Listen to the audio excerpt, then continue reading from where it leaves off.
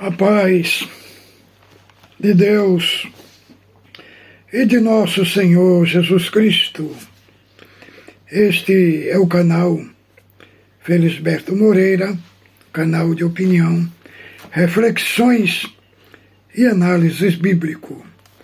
Você que não é inscrito no nosso canal e que assiste nossos vídeos, por gentileza, clique aí abaixo e você se inscreve no nosso canal e você recebe nossos vídeos de primeira mão. Nosso vídeo de hoje que vamos gravar é a fonte celeste da provisão de Deus. Este texto está em 2 Pedro, capítulo 1, do verso 1 ao verso 11. É o assunto que vamos abordar aqui hoje. Diz assim: Simão Pedro, servo e apóstolo de Jesus Cristo, aos que conosco obtiveram fé igualmente preciosa na justiça do nosso Deus e Salvador Jesus Cristo, graça e paz vos sejam multiplicado no pleno conhecimento de Deus e de Jesus nosso Senhor, visto como pelo seu divino poder nos tem sido doada todas as coisas que conduz à vida e piedade, pelo conhecimento completo daquele que nos chamou para a sua glória, própria glória e virtude, pelas quais nos tem sido doada as suas preciosas e muito grandes promessas, para que por elas tornei participantes da natureza divina,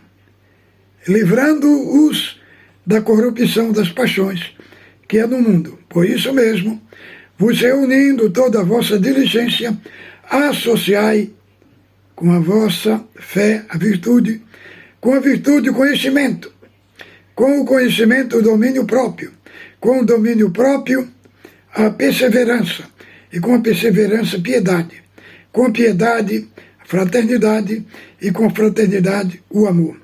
Porque estas coisas existindo em vós, e em vós aumentando, fazendo-os que não sejam nem inativos, nem frutuosos no pleno conhecimento do nosso Senhor Jesus Cristo.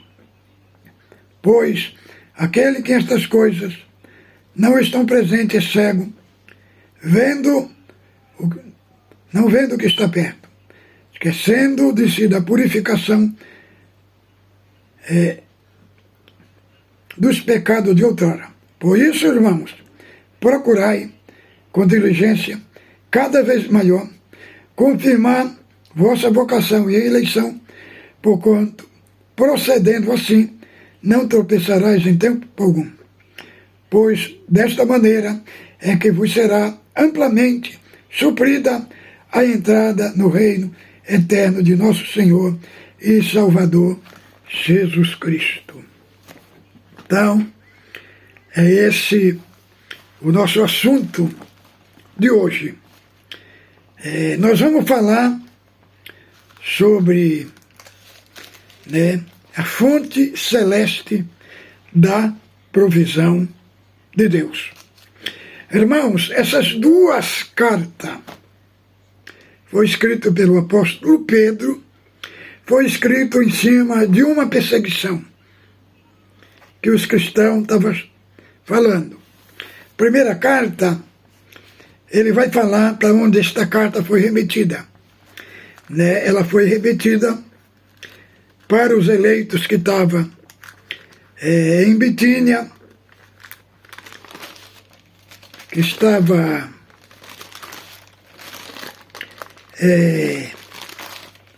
na região de Bitínia, Capadócia e Ásia, eleitos segundo a presença de Deus Pai, santificação do Espírito, para obediência à expressão do sangue de Jesus Cristo, graça e paz vos seja multiplicada. Agora aqui na segunda carta, ele vai dar continuidade. A primeira carta, ela fala de uma perseguição externa, né? A segunda carta, ele vai falar de uma perseguição interna, provocada pelos falsos mestres. Então, primeiro, irmão, nós temos que entender como que a carta era escrita no primeiro século. Hoje nós escrevemos uma carta, primeiramente, nós citamos os destinatários. Só que aqui, o primeiro não é o destinatário, é o remetente. Por quê? Porque as cartas, porque naquele tempo não tinha livros, era rolo de livro, então você ia desenrolar o livro todo para ver, né, o remetente. E aqui, né, por isso que eles colocam o remetente como primeiro. Primeiro vai ser uma apresentação do apóstolo. Primeiramente, ele é servo e apóstolo. Servo tem uma expressão de humildade, e apóstolo é uma expressão de autoridade. Segundo ponto que ele vai abordar aqui é que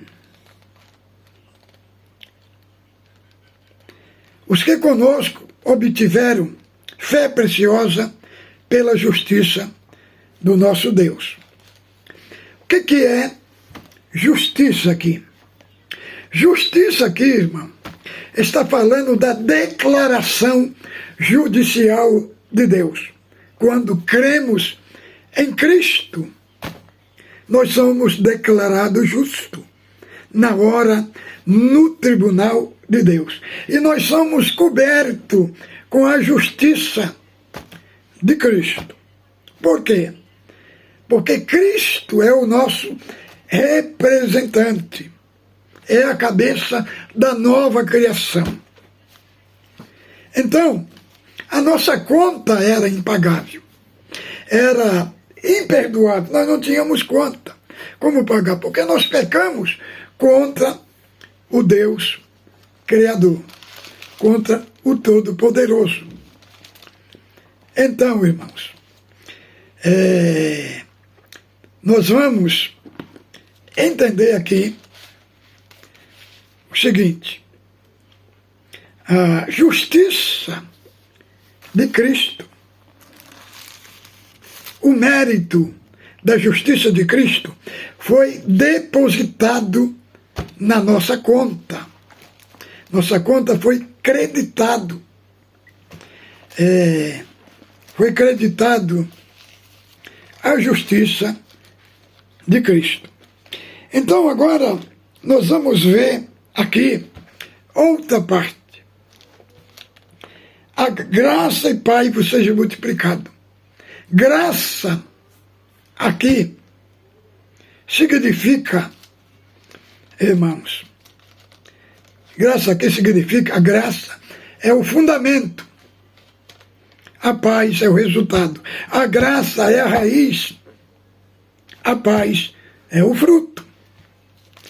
E agora ele vai mostrar para nós qual é esta fonte da provisão de Deus.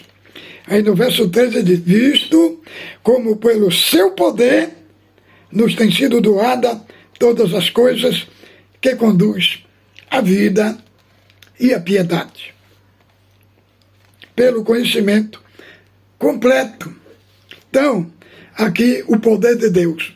O poder de Deus aqui é imenso, é grande, é profundo. Nós não temos como medir o poder de Deus. O poder de Deus aqui é ilimitado. Agora, ele vai falar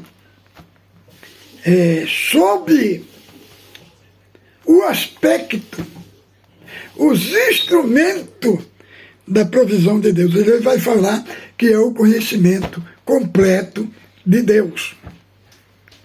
Né? Aqui agora, ele vai falar do propósito daquele que nos chamou para sua glória e virtude. Aqui nós estamos associados, né, essa glória e virtude. A glória, agora essas promessas de Deus, ela vai desembocar em outro sentido, pelas quais nos tem sido doada muito grandiosas promessas, para que por ela vos tornei participante da natureza divina, que nós somos co-participantes da natureza divina. Aqui é o seguinte, não é dizer que nós somos Deus também, que tem uma natureza divina. Só quem tem a natureza divina é Deus. Ele é autoexistente, ele é imenso, ele é eterno, ele é imanente, ele é transcendente, ele é onipotente, onisciente e onipresente. Por que nós somos coparticipantes? Porque a natureza de Deus produziu em nós uma regeneração e um novo nascimento. E aqui agora, nós nascemos de duas formas. Nós nascemos pela regeneração e nós nascemos porque nós fomos feitos também filhos de Deus, no sentido que nós fomos gerados, né, para a vida eterna. Nós fomos adotados filhos de Deus. E agora aqui ele vai falar que essa natureza divina, ela livrou nós da corrupção e das paixões que há no mundo. Então nós fizemos um corte radical com quem nós era antes e com o que nós somos agora. E agora ele vai falar, irmão, essas promessas, ela nos foi dada, né, pelo divino poder de Deus. Aqui é um pacote. E quantos que tem na igreja que são filhos de um Deus rico e que são pobres, que estão mendigando, irmão, que não usufrui dessa riqueza de Deus, que está nas promessas de Deus. E só podemos usufruir quando entendemos aqui, lemos a Bíblia, estudamos ela e sabemos o que está dentro desse pacote. Agora, por isso mesmo, reunindo toda a vossa diligência. O que significa reunir toda a diligência? Significa, irmãos, aqui nós empregar toda a força, todo o empenho, todo o esforço, toda a dedicação. E agora nós vamos associar a nossa fé, porque a fé, ela é a parte instrumental da salvação pela que nós nos apropriamos dessas coisas. Então, a fé é a virtude, e a virtude é a prática moral, a essência que brota de nós para praticar o bem. Com a virtude, o conhecimento de Deus. E é do conhecimento de Deus que brota todas essas virtudes. Conhecimento de Deus brota o domínio próprio.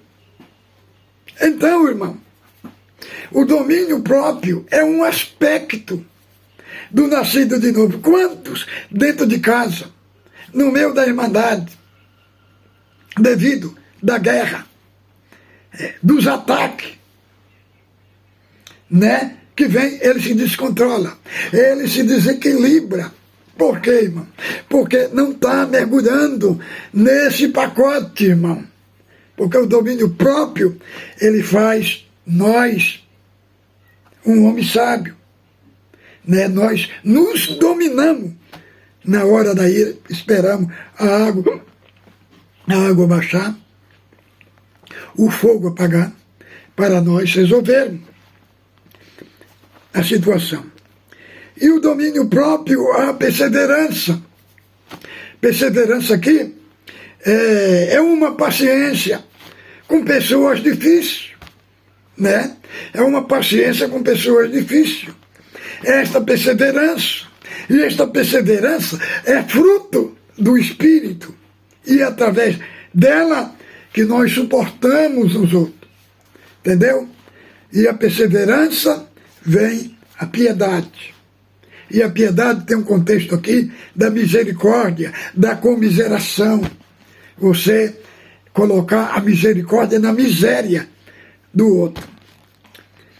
E aqui,